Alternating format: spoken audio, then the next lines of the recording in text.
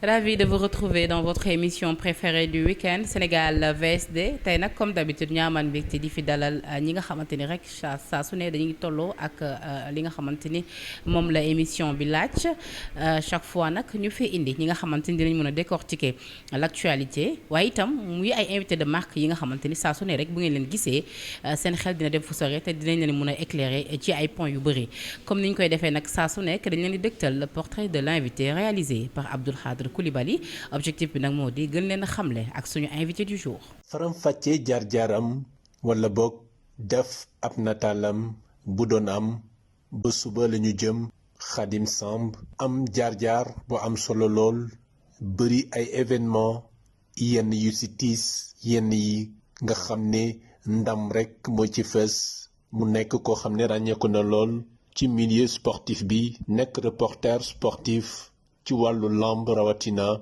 ñu duppee ko sang Khadim Samb mu ngi gane see àddina ci ab village bu nekkee fële ca Jurbel foofe nag ci ndawam la jànge alxuraan ci jamono jamuy am juróom-ñaari at waaye lu toll ci juróom-ñeenti weer dong la ci jàng daldi wéy ci leneen mu nekk nag koo xam ne mu ngi bawoo ci ab famille bu modeste boo xam ne jaar-jaaram metti woon na lool waaye kii nga xam ne day mooy Khadim Samb daldi am jom pas-pas takk ndigam jëme fii ci Dakar fii nga xam ne jànkonteel na fi ay jafe-jafe yu jéggi dayo bala rekk muy réaliser ay projem ni nga xam ne nag ay géntam la yi gën borom bi daldi ko ci jàppale ba mu mujj teex si fële ca RTS di télévision nationale foofee nga xam ne daldi na fay fës lool ci kàngam gi mu doon rawatina ci wàllu reportage sportif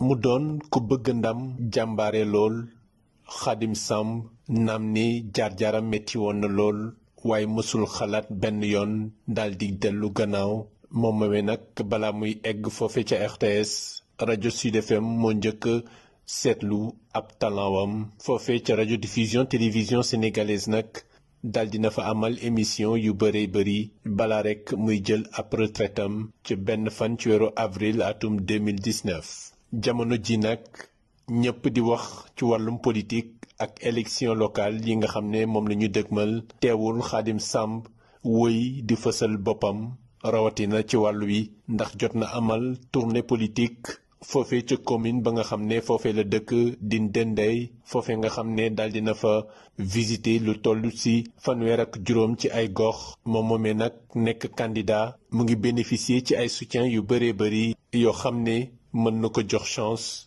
mu am dara ci yile élection ci ab déclaration de candidature nag daldi na jagleel ab message askanub Ndendey ngir bàyyiloo leen xel ab candidature am bi nga xam ne moom day Khadim Samb jàpp na ni bés bu ñu ko falee dina soppi xar kanamu goxam boobe. voilà portrait bi nag wane na ko ki ñu fi invité tey nag di grand père suñu père sax laay wax Khadim Samb di communicateur traditionnel di politicien bëri casquette lool nekk ci làmb ji di journaliste di lépp daal grand Khadim tey vraiment am nañ mbégte recevoir la file ci émission bu Sénégal VSD Sénégal 7. jërëjëf Penda maa ngi lay nuyu di la dalal yow ak ñi nga àndal di sant yàlla sunu boroom julli ci yonent bi alayhi salaatu wassalaam di sant sunu ñaari waajur di sant Serigne Touba Khadimu Rasuul di ñaan yàlla sunu boroom Sénégal 7 lépp loo xam ni wax nañ ko fi yàlla na nekk lu amal askan mi njariñ ci barke yonent bi alayhi salaatu wassalaam portrait bi nga xamante ne Abdoul Khadr defal na ko nga gën a mën a retracer sa parcours ngir ñi la xamul te di la gis rek xam dëgg-dëgg kan may Père Khadim lan la def ban effet nga dégg sa jaar-jaar ak tamit loo ñu mën a nettali gi sa jaar-jaar peut-être lu nit ñi mën a umpale ci ba ngay xale. waaw xam nga portrait temps normal en matière de communication soo invité nit du ñëpp mais am na raasu nit boo xam ne boo leen invité da nga war def seen portrait. dëgg la Samb parce que ñoom boo defee seen portrait mën nañ sax bañ a wax mais portrait bi dafay jàngale. dëgg la portrait bi am li tax mu am solo man je suis natif de un village s'appelle Ndioppam commune de Dendey Guy gi région de Diourbel département Mbacké arrondissement Kayel man fi ma juddoo boo ko doon xool ci carte Sénégal doo ko gis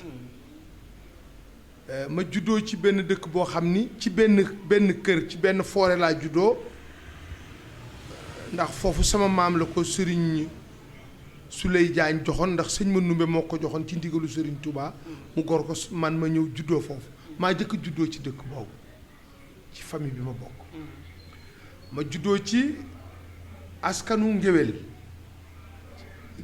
piir nag mooy duma mocce géwél piir typique géwél la père et mère et grand-père sama baay mu ngi tudd Alaaji Daam Sàmb baay ma ngi tudd Lat Kodd ku ñu wax ma Kodd Paar moo ko jur ma Kodd Paar ku ñu wax Biram Awaa ko jur ci dëkk bu ñu wax Kul Xandan man sama maam kër gi mu juddoo yaay Lat Joor Ngoone Latiir ci kër googu la juddoo ci Kul boo ñëwee ci suma côté maternel sama yaay mu ngi tudd Soxna Xadi Mbay jigéen ju mag yaayam mu ngi tudd Isa Fay ku ñu wax Mberi Sekk moo ko jur Mberi ku ñu wax Penda Njaay ku jur Penda Njaay ku ñu wax Ngaakaan Njaay ci côté séeréer waaw nga xam ni Elli Manel Fall mi nga xam ni moo nekk dernier chef de canton de la Woyof Manel Koddu Ngoy mi ko jur bi muy dem njànn Ngaakaan Njaay mi jur Penda Njaay mu jur Mberi mu jur Isa Fay sama ndey la àndal muy côté séeréer bi suma maam bu góor bi jur sama yaay mu ngi juddoo dëkk bu ñuy wax Jaxaaw Saalum yaayam mi ngi juddoo dëkk bu ñuy wax Jaxaaw Siin ci kër Buur donc li commencé ci Buur Siin Kumba Ndoofeen fa maag ba ñëw ci Mayekoor mi wéer junjuñ ji ku mas a teg sa tànk ci xeer wi ñuy wax siraat bu Buur Siin dee dem xare dafa am xeer wu nekk ci buntu kër Buur sama maam ay tëgg junjuñ ji mbaa ku bokk ci moom donc moo tax may la man duma tuuti géwél doomi juddu réew mi nga waaw man géwél pire laa juddoo ci askanu séréer feer ci moi je suis séréer père et mère fier moi je suis mouride fier moi je suis griot fier moi je suis bawal-bawol fier moi je suis un grand boucher.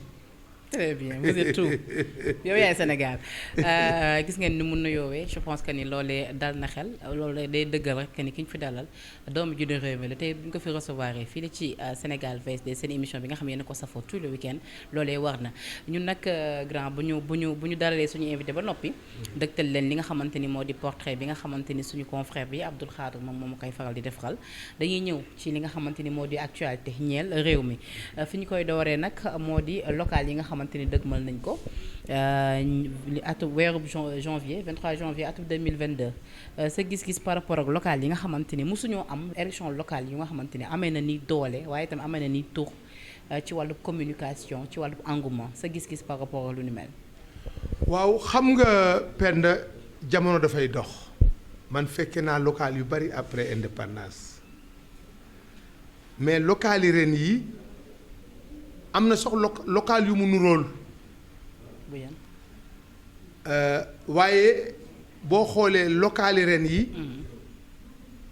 ñi nga xam ne dañu am ati fanweeri at ak juróom jëm fanweer ak benn fanweer ak ñaar fukk ak juróom-ñeent jëm ñaar fukk ak juróom-ñett doon ay candidat musul am ci taarix soo xoolee ni communication bi yokkoo amutan soo xoolee njàng mi ak génn bi nit ñi génn ba xam li xew ci biti ba kenn ku ci nekk nga dellu siwaat sa localité lu mu sori nga bëgg a dellu siwaat wane sa taarixu dëkk bëgg a jëfal sa dara booba loolu amutan loolu moo tax local yi nekk local yu intense.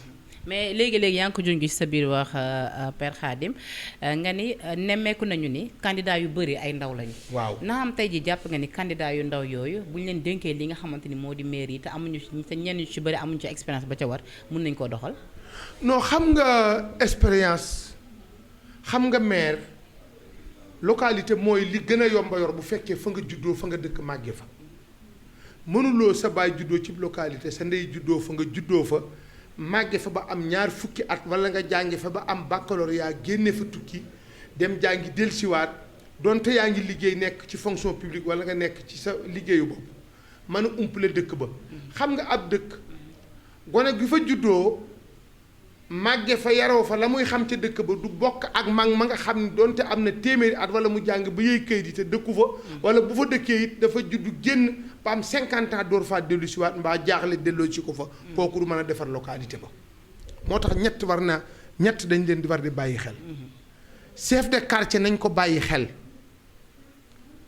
chef de village nañ ko bàyyi xel ki nga xam ni kii mooy sous-préfet nañ ko bàyyi xel préfet nañ ko bàyyi xel gouverneur nañ ko bàyyi xel parce que ñooñu noonu la ñu def ba ñëw ci ministre de l'intérieur ba ñëw ci président moo tax démembrement de l'état yooyu ma jiital ci chef de quartier quartier bi loo ko xam-xam-xam ak maqaama bu la mën a jox chef de quartier bi gën la koo xam village bi loo ko xam-xam ak koo mën a doon ci àddina chef de village bi gën la koo xam ci biir chef de village boobu nag arrondissement bi nga xam ne fii la sous-préfet bi nekk dafa la koy gën a xam ndax man fi ma juddoo muy commune Dendey Guy gi amul benn nit ci àddina bu ma ko gën a xam falaa juddoo falaa màgge fii may waxee ak yéen ci Sénégal 7 sama baay bi ma jur di Alaaji Daam Samb mu ngi foofu tey. d'accord foofu commune googu dinañ fa ñëwaat nag parce que bëgguma nga lekk sama lanc ci lu bëri ci émission gi. ba tey ci wàllu actualité bi ñu gis ni ki nga xamante ni moo di président Macky Sall daal di nay investir kii di nga xamante ni moom moo di Abdoulaye Diouf Sarr ci mairie bu ville bu Dakar. jël ki nga xamante ni moo di Amadou toftal ko ca ngir mu gérer li nga xamante ni moo di élection yi sa gis-gis par rapport ak candidature bu Abdoulaye Diouf Sarr grand Khadim yow da ngay politique en même temps jàpp nga ni Abdoulaye Diouf Sarr mun na gagner maire bu Dakar. Abdoulaye Diouf Sarr passé na mën a gagner maire Ndakaaru. foo teg loolu nag. waaw kay doom. xam nga président Macky Sall maa ngi koy nuyu.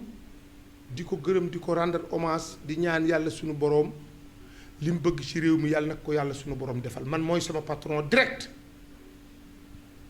moo tax ma créé mouvement bu tudd lëngoo saa bu bàyyee politique ma baax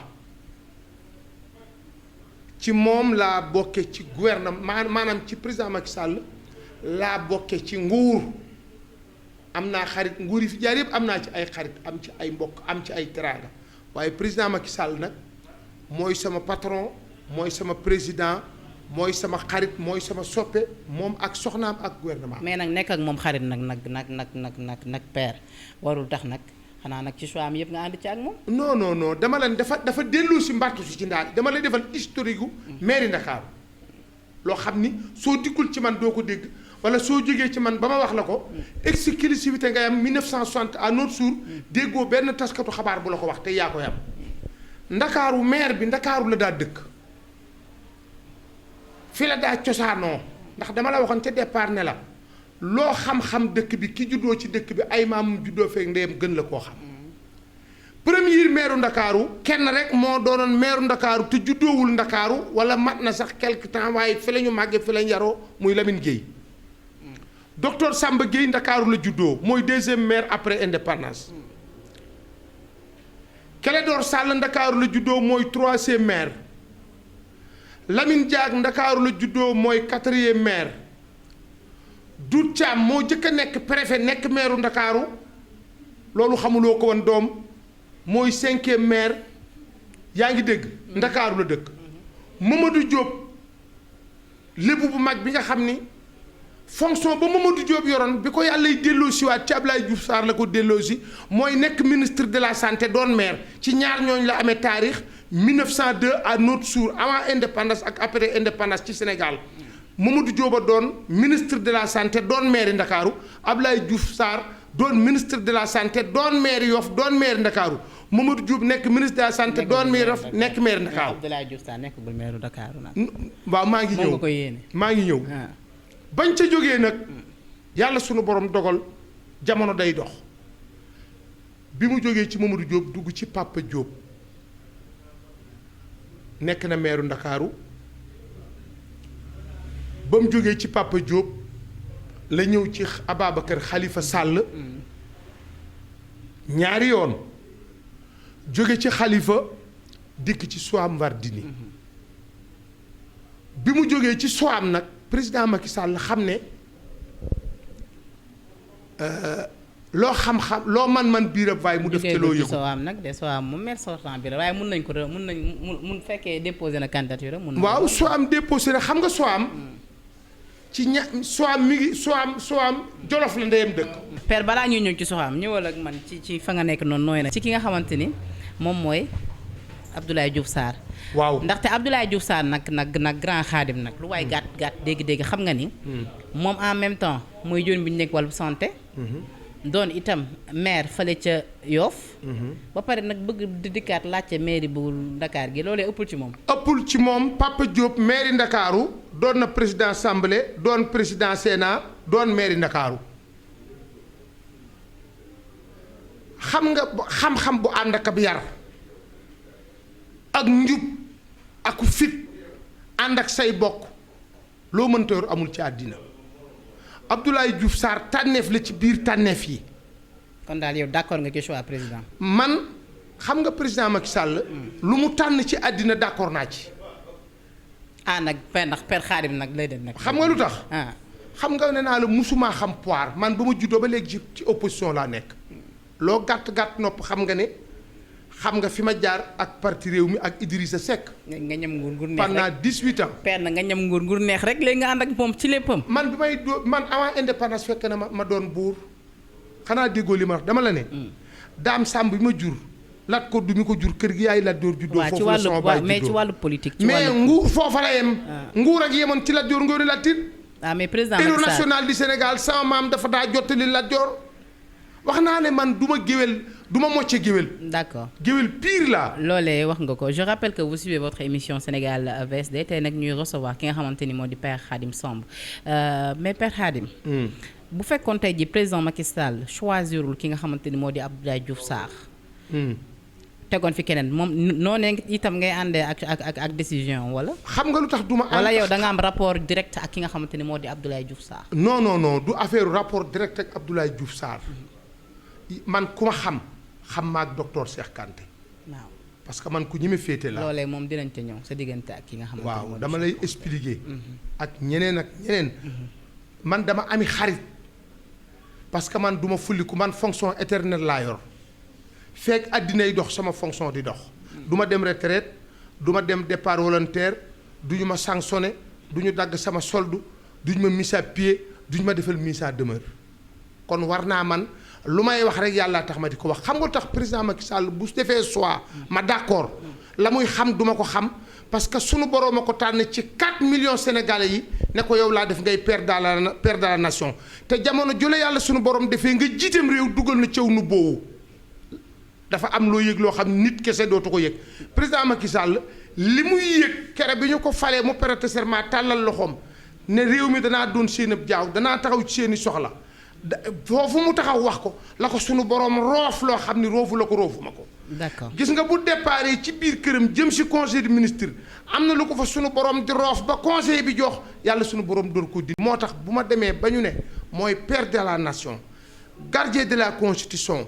yor armée de l'air terre mer lu mu tànn lu mu seet ba tànn ko ma ni lii baax. d'accord mais ci loolu ñu gis ki nga xamante ni moo di Khalifa Sall bokk ci coalition bi di Yewwi Askan Wi investir moom it à son tour Barthélémy Diaz ci kaw kii di Soham El Wardini Barthélémy kon war a janoo ak ki nga xamante ni moom moo di Abdoulaye Diouf Sarr ngir ñu mën a xëccoo mairie bu Dakar te gis-gis ak investiture Barthélémy Diaz moom it doomi juddu réew mi la de. waaw Barthélémy sunu doom la.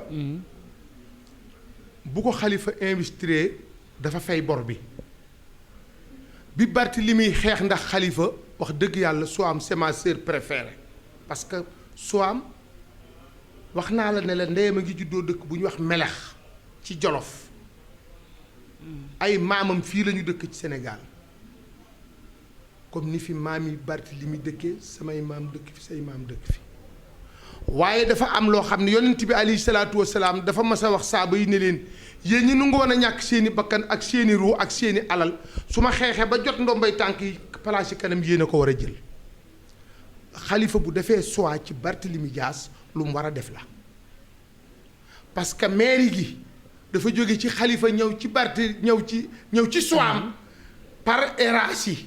waaw premier ak deuxième. waaye bu doon gën a jigéen Soham du ko doon.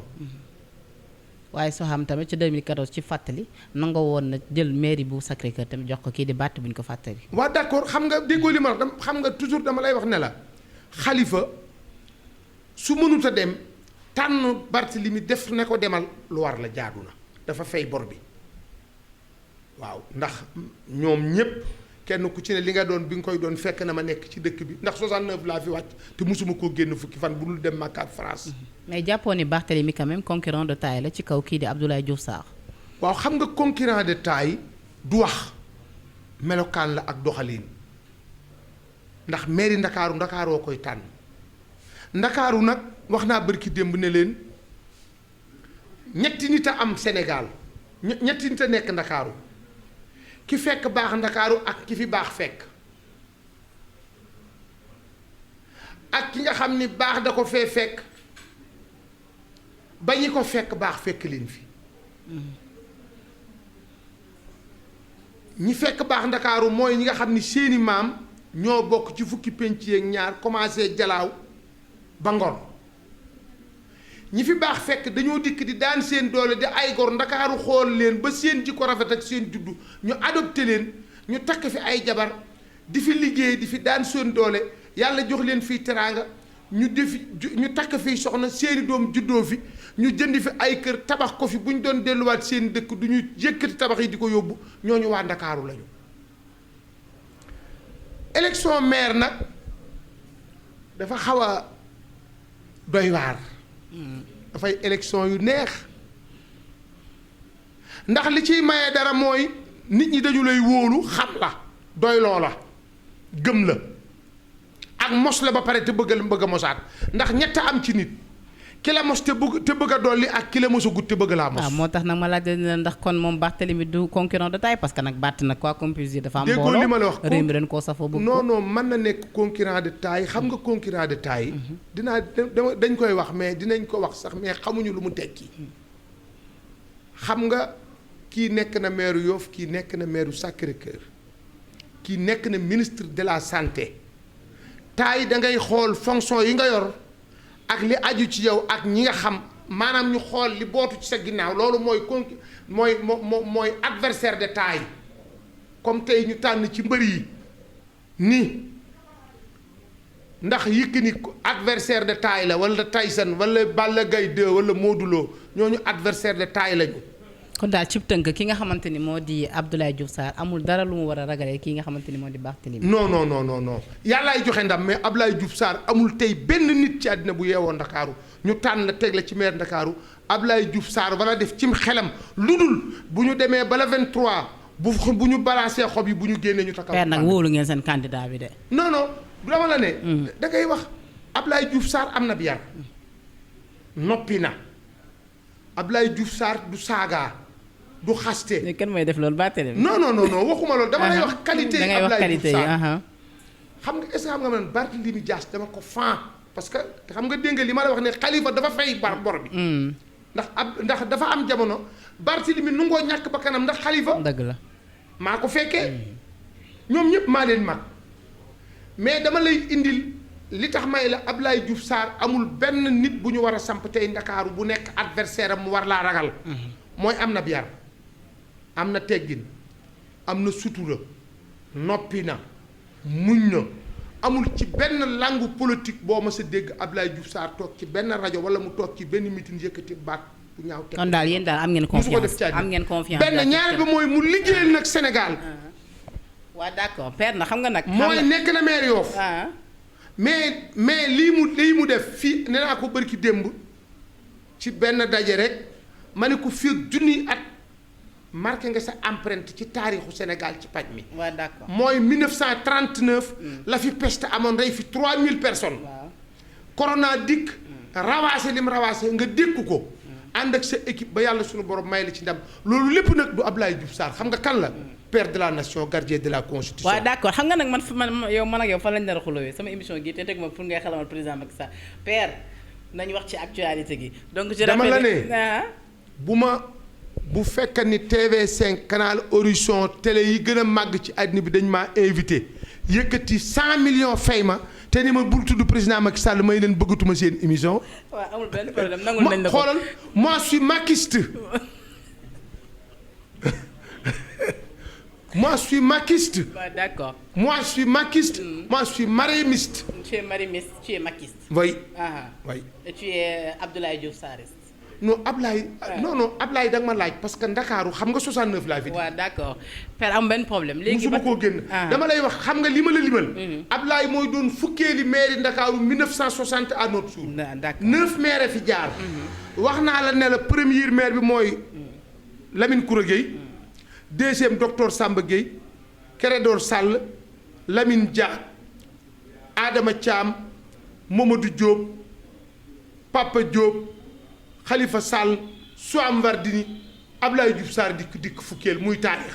kooku soo ko adatee fukk la lay jox boo ko génnee mu jox la ñeent fukk ak ñett. d'accord am benn problème je rappelle que vous suivez votre émission Sénégal VSD tey nañu fi dalal ki nga xamante ni moo di Père Khadim Samb ba tey ñu ràcc jëmale ci li nga xamante ni moom moo di actualité bi fii ci plateau bu Sénégal VSD kii di Ousmane Sonko moom it di koo xamante ni réew mi yëpp safoo nañ ko ndax mbooloo bi nga xamante ni topp nañ ko gis nañ tamit fan ñu génn sax am na naqar tiis bu nga xam doon na ko ginnaaw ba ñenn ci ay jege ñaaleem génne àdduna muy gàddu kooram kenn ci photographe yi nga xamante ni ñun ñii ak ñoom ñoo bokkoon li nga xamante ni moo di métier bi ci loolee sax Sénégal 7 ci sama kàddu mi ngi yëkkatiwaat njaalam di ko teg ci loxo ki nga xamante ni moo di njiital Pastef ak coalition bi di Yewwi Askan bi yëpp ndax réew mi ñun ñëpp ñoo ko bokk te it jàmm moo fi xaj te ñëpp la ñu yéen li nga xamante ni moo di jàmm boo dikkee ci loolu xam naa ñàkkul ni nga leen mastawu bëgg naa nga wax ñu sa gis-gis par rapport ak ki nga xamante ni moo di Sonko ginnaaw ba mu fësalee ni moom day wut mairie ca Ziguinchor.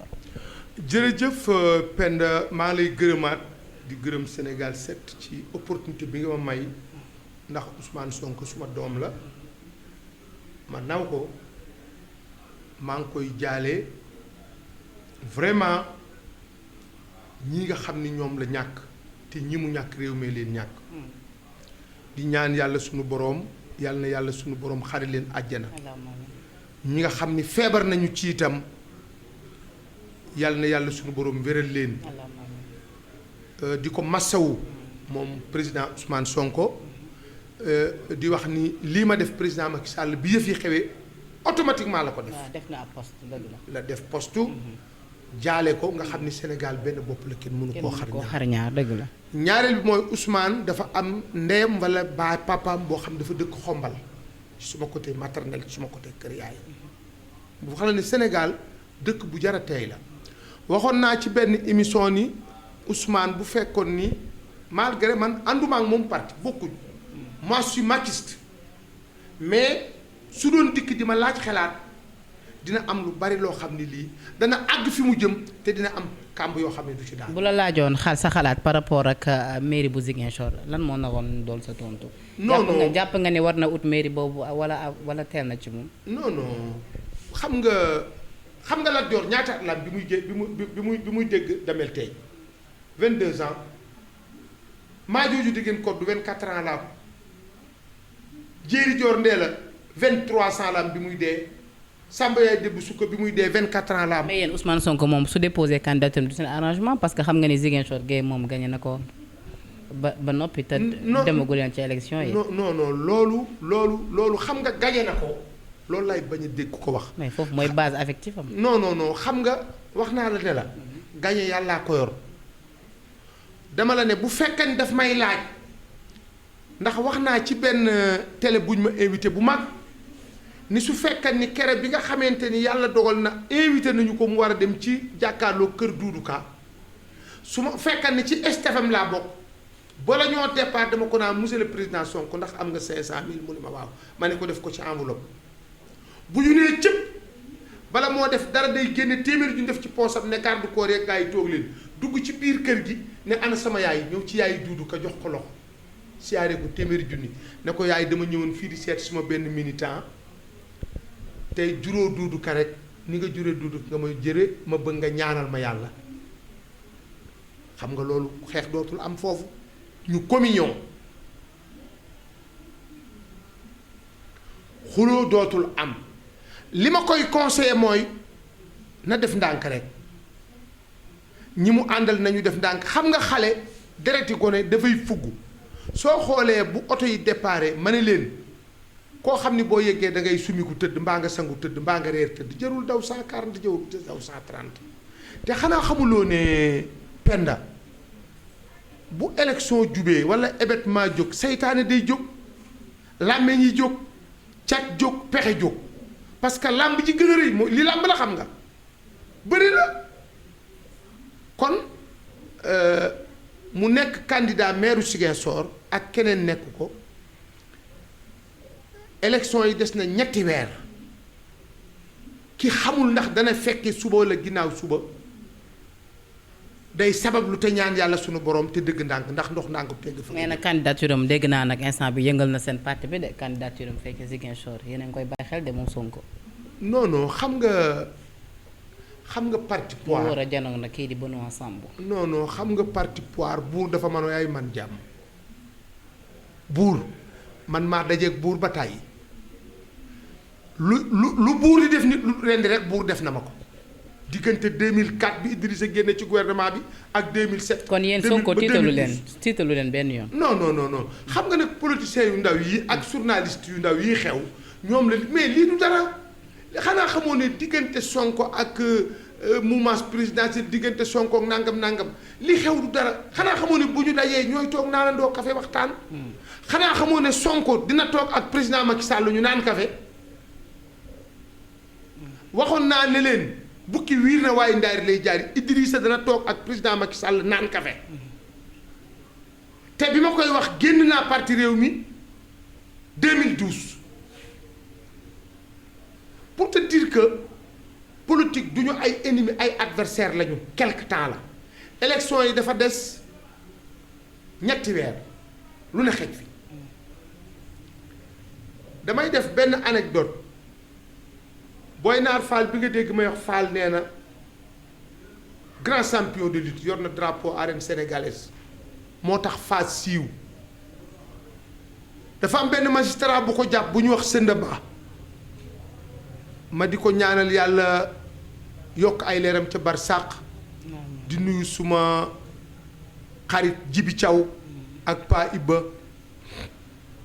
ñooñu ñoo sunu yaay ja soxna ndey ba ñoo bokk ndey ak bàyyi Sënda ibakat yi bàyyi leen jur Sënda nekkan magistrat bu mag dafa jàpp Faal ñu war a dem tribunal booba Cap Manuel la ñuy dem am juge boo xam ni bés boobu moo toog juge bi ne ko Birahim Fall mu ne ko président monsieur le président mu ne ko dinaa la tëj yaari ati kaso Fall ni ko merci monsieur le président lamb poosam fekk na am na ñeenti junni mu génne ko ne ko ñeenti junni maa la ko feye comme xam nga ne man yàlla dina ma bàyyi ma dundaat ñaari at ba nga ne ma dinaa tëdd ñaari ati kaso keroog dañu relaxé Fall purement et simplement pour bénéfice de doute ne ko demal daf ko ni dama lay fay comme yàlla xamal ne la ne man Boy Naar Fall danaa dundaat ñaari at ci biir kaso bi du ma dee di lekk di naan di julli di sport loolu dama lay bëgg a indil ni la fii ak élection yuy ñëw juboo xej na fi ànd xej na fi fekkoo ko xej na fi bañ koo fekkee xej na fi lu ne xej na fi li jàmbara def mooy sabablu te ne tekk. d'accord mais Père Khadim ci loolee ñu gis ni yéen communicateurs traditionnels yi jàppoo leen ni jamono jile seen médiation dafa des parce que bu ñuy fàttali rôlu géwél dëgg-dëgg ci jamono yi ñoom maam ba tey ci jamono buur ya ba tey bu tension daan am dañ leen di gis ñu génn yëkkati ay kàddu apaisé ñu gis ni coow li ba mu doxee ci diggante Ousmane Sonko ak kii di Doudou Ka ak élection locale yi jamono jile coow li ci am yépp dégguñu leen ñu ci bëri wax ci.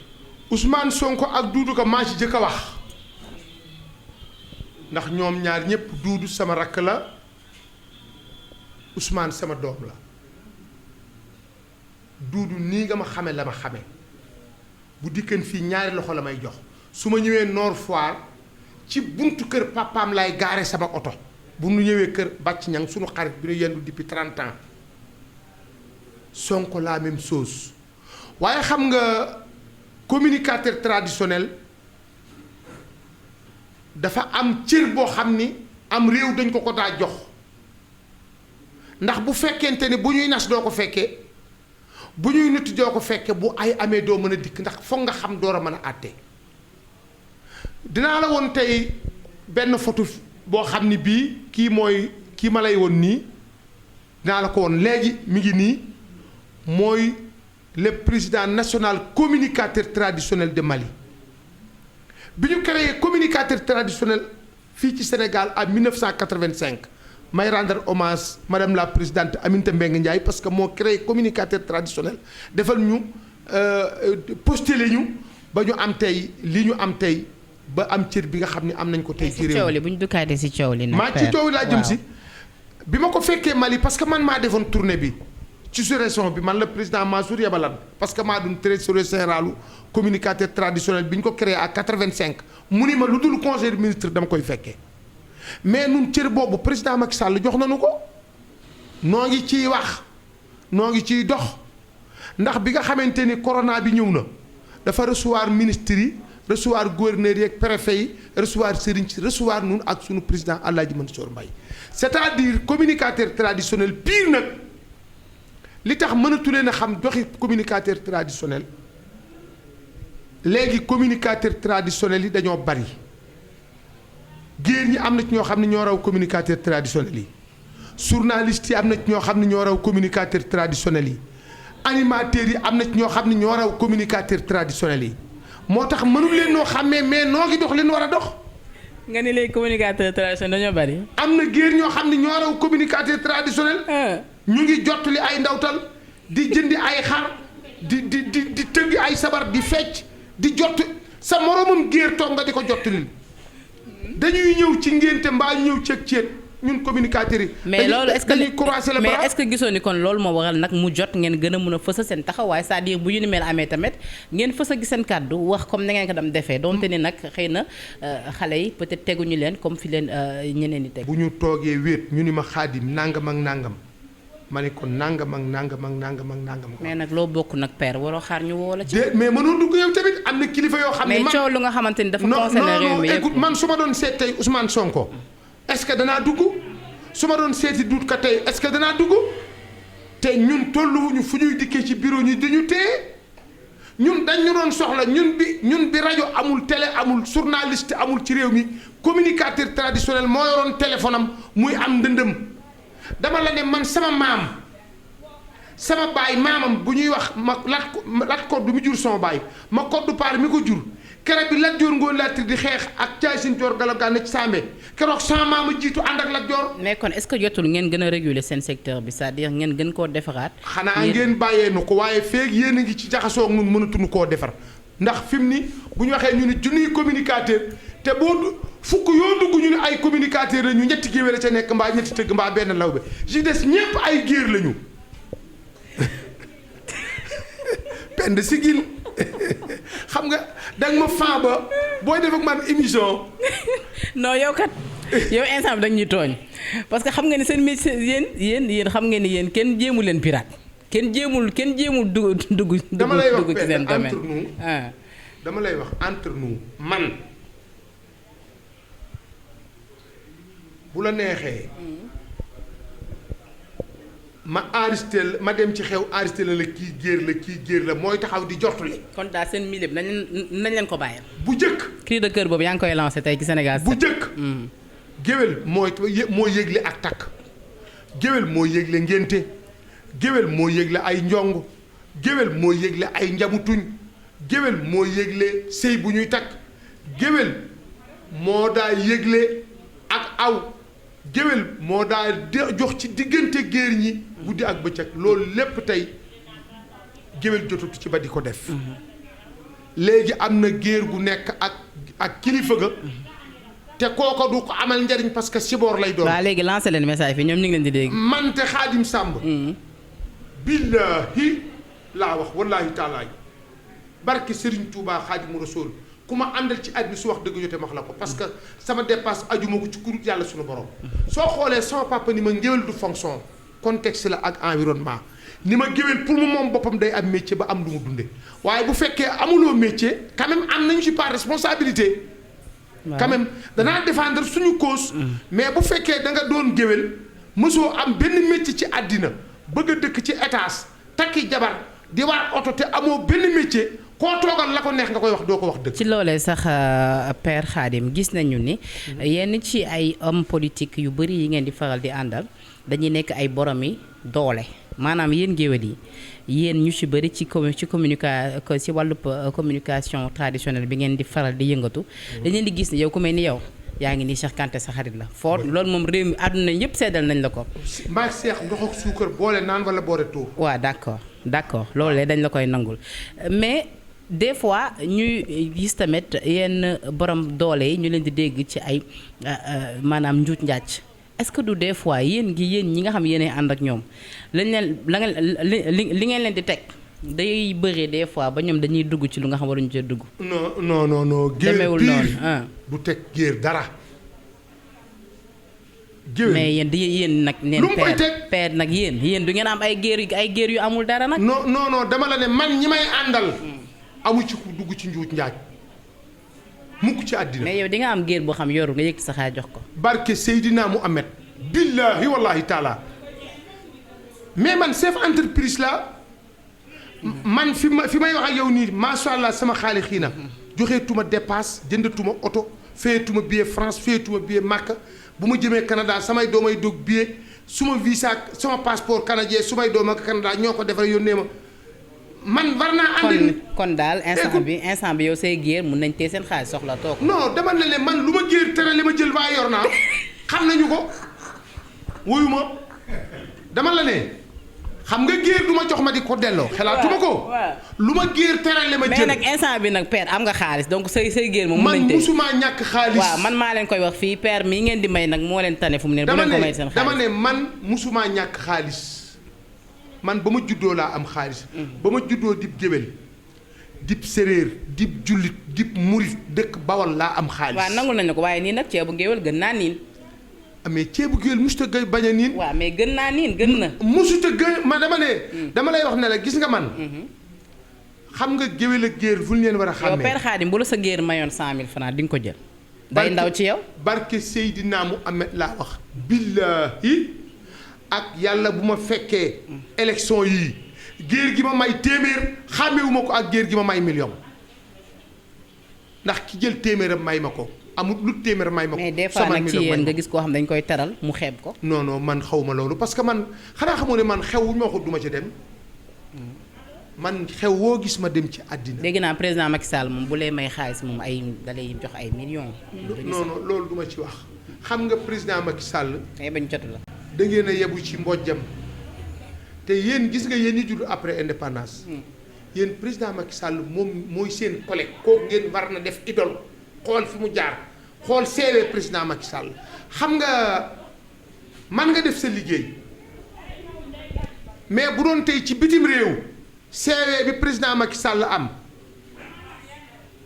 nga xam ni 1900 à notre jour amul benn chef d'état bu am CV. man maa toog fii di la xaar ngay wax ci CV président. tant pis ma ñëw d'accord dama la ne. tey dama la jox sama antenne gii nga nekk fii di xelal président Macky Sall. man doon dama lay jox xam-xam. dama la ne waaw d'accord. dama ne CVM. waaw Giscard d'Estaing amu ko. waaw Reagan amu ko. waaw George Bush amu ko. Obama amu ko. Ngalandou amu ko Blaise amu ko président Abdou Diouf amu ko Senghor amu ko président Abdoulaye Wade amu ko. waaw d'accord amul benn problème. maanaam fi mu jaar transaction bi mu def ba ci bi kooku idole la war a doon ci Sénégalais. waaw d'accord idole la war a doon ci Sénégalais yi muy kàddu ki nga xamante ni moo di Père Khadim Samb. ñu gisoon ñu si fàttali tamit nga nekkoon fi RTS. nekkatoo RTS da nga retraité foofu. oui dama retraité. ñu bëri jàpp ni am na ñu nga xamante ni ña nga RTS jamono yi de ñoo la mag foofu te ña nga fa ba tey di liggéey kon lu waral nga anticiper sa retraite noonu. non anticiper wu ma xam nga la ma gis RTS gisuma ko fenn ci àddina nit ku dem ba sa doom fekk jur doom sa doom ñëw di liggéey jur doom sa doom fekk la fa nga liggéey yow ba retraité nga des fa retraité woo RTS rek laa ko gis. parce que loolu moo jaaduwul. man dama retraité dama egg ci 60 ans ñu bind kayit jox ma signé ko notifié ma ko ma ñaanal directeur général ñaanal ay collaborateur am génn dem sama yoon. am na ñu ne nag da nga juboowul rek ak kii di Racine Talla. non moo waral non nga anticiper. man defuma demande dem RTS dafa daanu bi ma fay dem man ma repêché RTS. ñoom RTS. man musuma def demande ci man musuma def demande liggéey xam-xam laa am. man yàlla moo ma defal don siru laa yor. kon daal ñi jàpp ni da nga jote woon ak Racine Talla. loolee amul non man. mais gis nañu nag jamono jile coow li nga xam moo fa am ci syndicaliste yi nekk foofu kontaan nañu ci gestion bi Racine Talla di amal.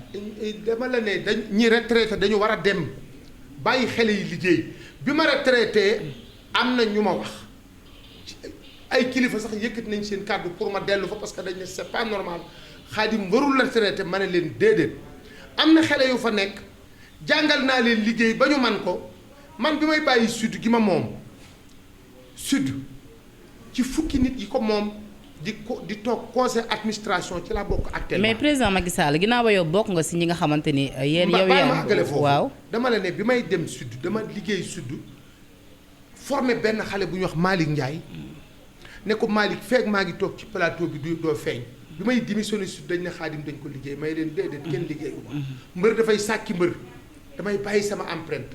RTS dama liggéey ba retraité ñu bind kay Racine Talla signé ko ni ma am nga juróom benn fukki at sant nañu la gërëm nañu la ñu ngi lay ñaanal yàlla nga jël sa repos jàmm ma delloo la njukkal dem bi may dem RTS sama mag laa fekk Babacar Diagne at lañ ma topp kaay dimbali ñu parce que booba 2STV bi ñëw. Babacar Diagne sama grand bu baax moom sax dinañ ko dalal fii maa ngi koy nuyu yow. lu ma xam ci télé Babacar Diagne ma di ko rendre hommage ak Mamadou Baal ñoo tax ma xam. nit ku baax la grand baax. keroog bi ma woo ma dem RTS nungu leen a liggéeyal. parce que boobu Bantamba dafa ñëw Bekkaay Mbaye suma rak kenn dootu seetaan RTS ñu ne dañu bëgg émission boo xam ne dañuy retenir nit ñi. muy caxabal. fekk caxabal suma doom bu ñu wax Ndey Doom Diouf moo ko fa créé. caxabal am nga sax noo ci daam nuyoo ci émission boobu. am sorry. noo ko daan waxee. maa ngi ñëw. dut leen seen baaraam foofu ma dem ñëwaat waaw teg leen seen baaraam ma dem te ñëw. dama am caaj. bi ma dikkee. bi ma Babacar Diagne ne ñaata lañ lay fay daf ma ne waxal li nga bëgg. dafa woo direction bi ne ma waxal li nga bëgg ñu fay la ko ma ne ko juróomi dërëm par mois. 25 francs par mois. mu ni ma lu tax ñu ne dama feebar. ma ne ko su ma dundee doon jaaykat bi yàpp di doomi béykat toog ba réew mi soxla ma ngeen ne kaay liggéeyal sa réew ci télévision nationale waruma feebar. waaw mais président Macky Sall ci loolee yow ginnaaw ba bokk nga si ñu ko jege lool. ani moom fu mu ci toll ci wàllu RTS maanaam ñu dem ba yow li ngay ñaawlu nii te ñeneen ña fa nekk itam di ko ñaawlu muy doonante ba fa am da ngay gis koo xam day liggéey mais du xam dem comme yow ni nga ko xamee. loolu. du RTS rek. direction yëpp la ñu war a xool. waaye nag ñoom sama mbokk yooyee ci wàllu média gi ñoom dañ cee raw. moo fa rawee. waaw dama lay bugg a expliquer. dama déggoo li ma la wax. RTS ngay gis nit ku liggéey doomam di liggéey ba doomam fekk ko fa di liggéey. loolu RTS rek la am. donc dama la ne loolu waxuma RTS direction yëpp la ñu war a càmbar képp koo xam ni liggéey nga xam nga président Macky Sall liggéey bi mu wutal xale yi. ku retraité ñaan prolongation ku ñu jël nga dem wàññi say at wàññi 20 ans seet wala 15 ans seet loolu moo tardé. bu ñu demee de xale yi bu ñu demee de bés bu ñu demee de xale yi am liggéey. nga dem ba màggat. am na ñoo xam ne mënatuñoo liggéey. say bët yàqu mënatoo gis parce que la commencé ci jaamu yàlla. jaamu yàlla gone sax la yàlla gën a bëgg. liggéey dëgg-dëgg liggéeyal sam réew gone ko man. xoolal président Macky Sall. ndax jàpp nga ni Racine Talla nag jëf na foofee ca RTS liggéey na fa loo xamante ni mun nañ cee teg suñu loxo ni lii lee Racine Talla non liggéey na fa nag. yàlla rek laay waxal. liggéey na fa liggéey bu rëy. liggéey na fa liggéey bu rëy bu ma fekkee parce que man Racine daanaa toog lu ma 3 mois du ñu gisante ma ak moom parce que man noonu lay fonctionner. mais bu la RTS soxlawaatoo ne ginnaaw ba yow liggéey sa réew rek moo la tax a jóg di nga dem di leen may des fois soo amee heure nii rek nga dem. may leen fa non lenn rek laa mën a defal RTS. te RTS baaxoowuñu loolu. ñoom am nañu instant bi émission lamb ba nga fa jógee ba tey. am na émission lamb dama lay wax li gën a garaaw. dama liggéey RTS. musuma ko wax mais tey laa koy wax ci sa émission. waaw fii moom loo fi wax rek muy exclusivité. dama liggéey RTS ba retraité man Khadim Samb. dafay loo xam ni dafa ne ci sama bopp foog ma génne ko benn yoon. te da ngay xam ne élection 2012. 2019 2012. man dindi woon nañ ma RTS. sans droit. mais président Macky Sall moo ma delloo si waat. parce que dama ne injustice bi président Macky Sall jëkk a réglé ci àddina. sama bos la.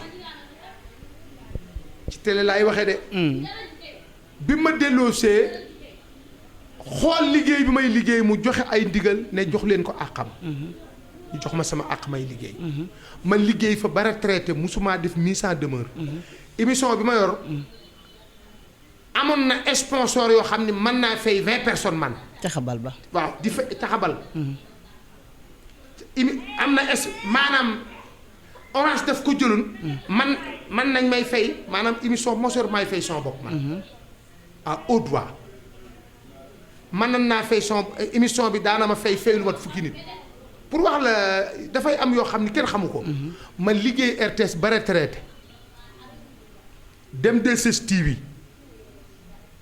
ne damay tëgg làmb booba liggéeyu ma fenn de damaa retraité ne comme retraité naa weer wi dellu si dama koy feete. ma bind 2STV ñu ni ma da nga war a fay 2 millions. Alaaj Njaay génne sekkiyam génne 1 million fayal ma. ne ma li nga def ci média waroo fay ci télé bu ma moom. ma dem télé Youssou Ndour woo Mara Dieng génne 1 million jox ko ni Xaadim li mu def ci média warut a fay. ma dem ci Mamadou Ibra Kane ñu ne doo fay ma dem Walf Fadjri ñu ne doo fay ma bind RTS yebal ma service commercial. ak la nga fa def yëpp. ak la manque de reconnaissance man ma liggéey fa ba di ko feete. ma dem bind leen. ñi ma liggéeyalul dara ci àddina defal ma gratuite ma dem RTS ñëw ni ma yebal ma service commercial. ni ma demal seeti madame Poté ñaata nga fay. ma fay fan. RTS. xelaatuma ko ci àddina may leen bu leen jaar sax sama làmb. barke Serigne Bamba. pour wax la ne la li ma gis ci média d'état moom. parce que loolee moom li nga wax nii moom tubaab moom manque de reconnaissance rek la ko mën a tuddee. loolu la. waaw xam nga musuma ko wax. mais li nga ma insisté ci RTS moo tax ma bëgg la leeral. ne la lu ne mën naa xew foofu. dëgg la. parce que. nit ku liggéey ci béréb ba retraité ba pare feet gi ma tuddee ko président Macky Sall. fi mu ni feet googu ma defoon. le 12 décembre bii lay doon ci arène nationale ba tey. mais binduma leen duma leen bindu woowuma leen suma làmb. da nga leen zappé ñun ngay woo Sénégal 7 ñun ñoo xew ñun la ñu. mais bu dee attention nag. làmb moom. 2STV xew ci jamono. père nag 2STV xew ci jamono ak sama télé xam nga man am naa télé. am nga télé. Leeral TV. mooy sa télé. oui sama taawa ko moom daam mooy suma taaw man. waaw mais bii tamit Pape tamit sa taaw la. mais Pape suma taaw la. waaw kon jeex na kon xam naa ni moom léegi di nga ko pàccoo Sénégal 7 tamit di gis seen bopp. man damay wax ne leen. événement bi gën a rëy ci at mi. mooy le 12 décembre bu soobee yàlla. jeex na léegi boobu da ngay ñëw xam naa en exclusivité Sénégal 7 moom day bokk ci li nga xamante ni moo di kii bu liggéey ko damay wax ne. képp ku yor média. man mënuma liggéey ci média teral ma. may am benn bés ci at mi. di wax ni benn média bu dugg. d'accord mais père nag li ñu cëraloon ci ay waxtu daanaka jeex na. waaye mënuñu fee ñëw ba dem tamit te duñu wax ci ñaari mbir. bi si jiitu nag moo di MMA bi nga xamante ni mbër yu bëri jamono yii ñu ngi ko bëgg song gis nañ sax tout récemment kii di Bombardier jël na fa choc ba xawoon cee indi ba loolee nit ñi ñu bëri jottoon nañu ni mun na ko indil ay conséquences ginnaaw arrêt bi nga xamante ni jël na ko. naka nga jàngatee MMA boobu mbër yëpp bëgg dem foofa. waaw xam nga complexe musiba naaru laay la bëre daan ci 130 millions daanu ci 90 millions dem di bëre ci 6 millions 500 parce que dem naa bitim réew tardé mënta passé loolu complexe la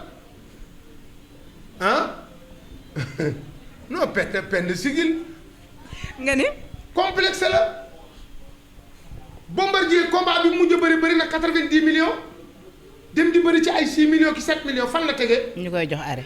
teguwul fenn ñaareel bi mooy xam nga ñun cuuj dafa war a xam lekkam parce que ñun da ngay xool ku alteeru dem ci salle dugg 3 mois say biceps su jóg nga dikk doon mbër bëri ci arrêt bi am dara ki nga xam ni bi mu juddoo la ko ba mu commencé nàmp lañ ko commencé di ko jàngal xeex di ko jàngal moytu di ko jàngal fooy dóor ci paat bi ba mu mën a takk ak buum. ci avion ci avion takk ko ci ndiggam. di ko diri yow nga jóge fii dem naa damay bëri jéeg moom ci 6 millions dara jaru ko ci àddina. xam nga boo xoolee ñaar ñi nu gën a yaakaar. est-ce que du lamb ji moo xawatul dox trop fii Sénégal nag rawatina ba pandémie bi ñëwee ba tey moo tax ñu jël leen. mais Bombardier mi ngi ak avance. digganteem ak kan. même Bombardier digganteem ak Balla Gaye 2. ku tëgg combat boobu. Gaston Mbengue sama mag. dama la ne Bombardier bu ñu ko doon fay 60 millions ci NMA warul dem dafa war a toog Sénégal ba kaleeram jeex yàlla suturaal na ko am na ci làmb loo gis xam nañ sax yeneen mbër yu mel ni rëg moom it nee na moom it dina dem foofee jël revanche. mais moom moo jëkk a mos xanaa xamuloo arbitre bi arbitré combat Bombardier ak tubaab bi. waaw. Sénégal gépp war nañ ko defal ñaan. lu tax. bu vigilant wutoon. ba waa ji dikk teg sënoom ci poitrine Bombardier tiim ko. mais musiba am. day faatu yàlla. parce que xam nga foofu. bu dóoree nga daanu fekk arbitre ñëw du ba. yow ba ngay seetaan combat boobu ban yëg-yëg nga ci am. bi ma ko seetaanee. bi ko tubaab bi pàddee. laa xam ne Bombardier day perte combat bi. bi ko tubaab bi pàddee. daf ko pàdd ma gis mu tàccite mu déséquilibré. parce que tànk yi dafa jegeñee xam nga tubaab bi. xam nga bëri. ak boxe moytu la ak xool. ak ràcc say tànk. Fall daf maa waxal ni ma. xeex boo koy def na say tànk di sore te ngay xool ku. da ngay moytu ba pare xool fi ngay dóor. bi ko waa ji dafa xool ay tànkam jigéen ñi mu dóor pàdd benn tànk bi. mu gis tànk bi piyote. laalatul suuf parce que bi mu ko pàddee bu fekkee ne la fa war a nekk nga fa tànk bi du jóg day diriku. soo amoon conseil boo koy jox jamono ji lan lay doon. bu ma amoon conseil bu ma leen di jox du Bombardier rek. kuy mbër mu dëkk Sénégal dama wax ne la bàyyil MMA. bàkko nga ñëw. te kat am na fa déjà ñu jëli engagement yoo xam ni yàlla na nu yàlla suturaal mais dérive man dafa am man maa la ko wax. ndax am na ci ñoo xam ni xam naa tey ñoo xam ni mënuñoo moytu dóor. xamuñu fu loxo di jóge ci àddina. moytu dóor da nga koy jàng juróomi at. dóor nga jàng ko juróomi at. xool pàddu juróomi at. xool ni ngay taxawee juróomi at muy ñaar fukki at nga mën a doon champion ca la ngay doon. est-ce que xam nga Manga numéro 2. 54 combats laa ànd ak moom ci làmb. moom Manga. waaw loolee xam naa nag père ginnaaw ba fu mu ne nii damay daaneel. waaw mais xam nga mooy seen leader boo xam ni. xam nga lu ñu ko jëkk a jàngal. dañ ko jëkk a jàngal moytu dóor. ak dóor mooy mbër mu bëre 54 combats. am na solo. 1960 à notre jour. musuñu koo dóor mu daanu. musuñu koo dóor mu dem. am na solo léegi yow père élection yi da ngay déposer sa candidature. waaw candidat da ngay ut mairie. waaw suma mairie dëkk. waaw déposer nga sa caution ba pare 15 millions yi. waaw. léegi daal da ngay dem ca làmb jokkoon c'est officiel. waaw xam nga man fi ma juddoo. déposé wu ma sama candidat pour ndomb ak tànk. ndax ndomba gi ma am dootu jeex ci àddina. déposé wu ma ko ngir oto bu ma war. déposé wu ma ko ngir soldu mairie ba. déposé wu ma ko parce que damaa bëgg ñu xam ma ko déposé ngir commune bi. dama ko déposé ngir commune bi ci des mooy. ki ma àndal muy président Macky Sall. ma fexe tey ba commune bi ma dëkk. ñaari candidat yi fa nekk yépp président Macky Sall lañu. ñan nga fa war a janook. non kenn laa fa am adversaire suma xarit. koo xam ne ñoo defandoo lépp. def na fa moom def na fa ñaataat. def na ñaari mandat 3e mandat la bëgg a def. waaw man ko nag sa candidature bi am nga ci yaakaar bu baax a baax. ah non man gagné. yaay gagné. ah non bu soobee yàlla xam nga li tax ma ne la. ñun suñu commune. li tax sama yaakaar war a am. ñi fa nekkan opposition ñëpp. bi ma ñëwee dañ ma ne. kenn mënta defar sab gox te àndoog buur. nun ànduñu woon ak buur waaye dañuy dikk ànd ak yow mi ànd ak buur. waa père nag boo waree tenir na sa discours nag su boobaa nag boo war ko wax ci français lan lay doon. ah non moi je suis rendre grâce à Dieu. parce que moi je suis natif du village s'appelle commune de Dendey. yow yaa ngi battre campagne ni askan bi ngi lay dégg foofu nga war a wax sa discours en français. oui. moi je suis rendre grâce à Dieu fier. ma mère et mon père. moi je suis natif de commune de Dendey Gouy Gui. Il y a une petite maison s'appelle Ndiopam. Ndiopam waaw. Mon grand-père créé en 1912. moi je suis mon métier préféré, moi je suis boucher, le vendeur de viande. Dieu qui m'a aidé. À 69, moi je suis arrivé à Dakar, moi je suis fait les sardiniers rosés. Moi je suis fait les Madame Porté à Maquette. Moi je suis fait un conseil de voitures Calès à Thiaroye. Jusqu'à arriver un reporter clé. Moi je suis fait Sud FM 30 ans. J'ai fait 17 ans RTS. Média d'État. Ça m'est fautif. Pour moi, je suis candidat. Retourner mon village natal pour payer ma village. Il m'a donné. Parce que mon village, il m'a donné tout. Moi, je suis retourné là-bas. Mon père, il est là actuellement. Et puis, mon village, ce village-là s'appelle commune de Dendé-Guigui.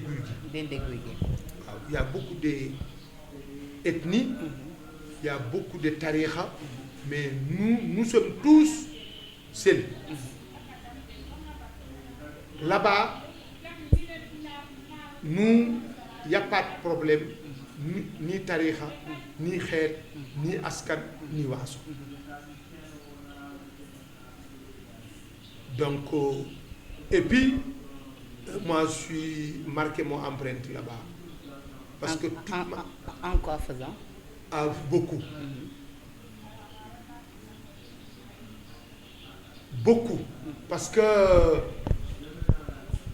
quand tu viens, les communes de Lens en France, tu viens les communes de Lens, les bureaux de courrier des communes de Lens en France. Moi, je suis écriture commune de Dendé-Guigui. Moi, je s'appelle Khadim Samb, le fils de Dame Samb et de Khadim Baye. Très bien. Tu viens, le fils de les villages de Bouroué, c'est la même chose. D'accord. Tu viens, il y a un comment ça s'appelle, tu viens New York. Moi, je suis salué mon ami Dame Babou. Moi, j'ai fait beaucoup de choses pour ma village. D'accord. Oui, donc, moi, je suis rendre grâce à Dieu. Le 23 janvier. Inch'Allah, le 23 janvier, moi, je suis devenu un futur maire, un maire. Parce que c'est quand moi, je suis le maire de mon village.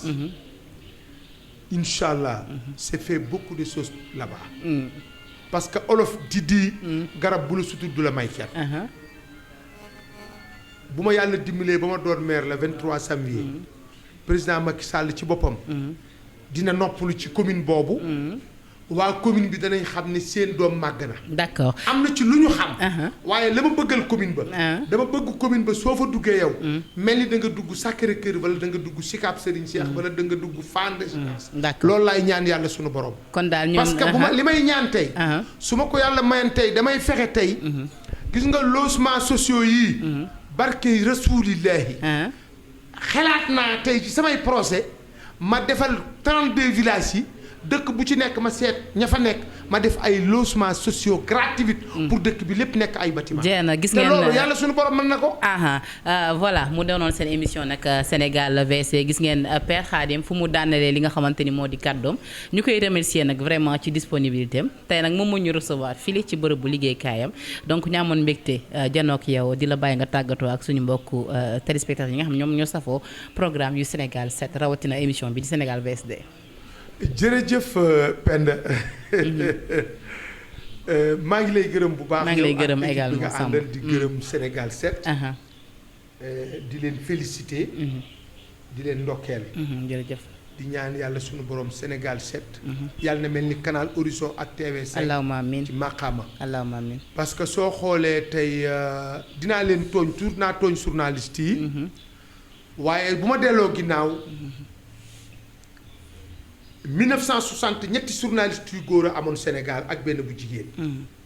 nga xam ni Sénégal dox na Penda. dox na. 1960. ku ñu wax Obey Diop moo fi nekkoon.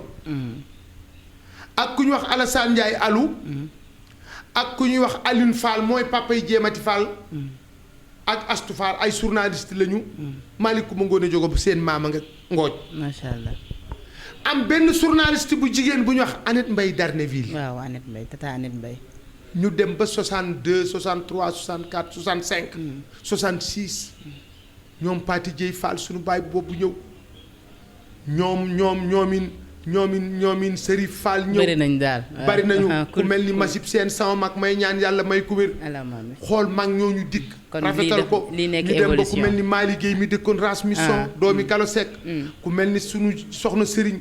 soxna Bintu Dieng boo ko den topp en temps d'autres duñ jeex. buñ demee tey ba journaliste yi ëpp nañu 1000. loolu doy na sant yàlla. doy na sant yàlla maa ngi leen di féliciter. ñu ngi lay di leen ndokkee di wax nag ni. waxal sa mbokki journaliste yi ak géer ñi. ne leen nañu bàyyee ngénte yi jottali bi. ak jottali ci jàng yi. ak jottali ci takk yi ak yégle ngénte ci nañ ko bàyyee géwél yi. jeex na kon dégg ngeen li nga xamante ni moom la.